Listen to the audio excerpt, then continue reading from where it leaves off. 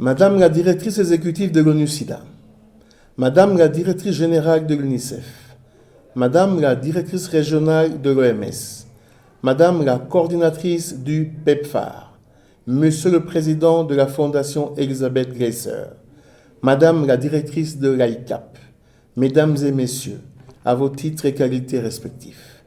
Je suis heureux de me joindre à vous pour cette session spéciale axée sur la prise en charge pédiatrique du VIH. Tout en félicitant les organisateurs de cette rencontre, je voudrais sincèrement remercier la directrice exécutive de l'ONU-SIDA, Madame Wivini Dianima, pour son invitation.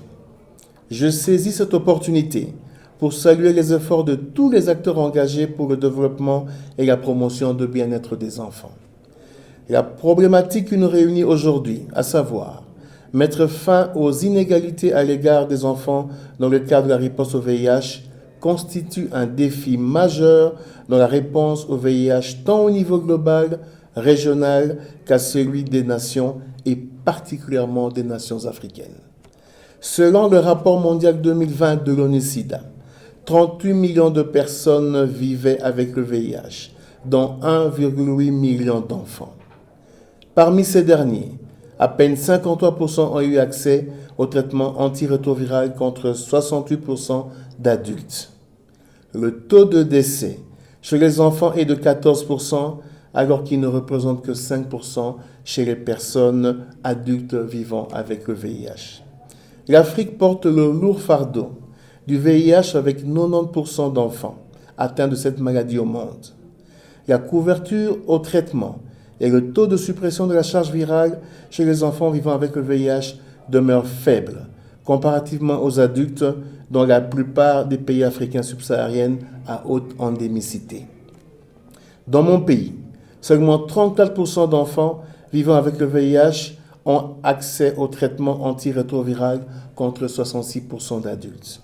Au vu de ce tableau préoccupant, j'en appelle à un engagement fort des États et des partenaires pour des actions à haut impact visant à améliorer l'accès au dépistage, aux soins et traitements, ainsi qu'à la mesure de la charge virale chez les enfants vivant avec le VIH.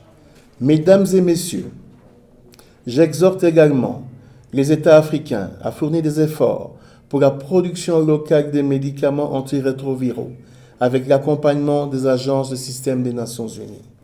La promotion de l'accès universel des enfants au traitement optimisé et la mobilisation des ressources domestiques pour la riposte au VIH. Pour mon pays, nous sommes engagés, avec l'appui des partenaires techniques et financiers, à mobiliser des ressources pour améliorer la couverture dans le système de dépistage précoce du VIH, ainsi qu'assurer l'accès équitable aux soins et aux traitements des enfants. Mesdames et messieurs, dans l'espoir que les conclusions qui sortiront de ces travaux permettront d'assurer un avenir meilleur pour les enfants vivant avec le VIH, je déclare ouverte cette session. Je vous remercie.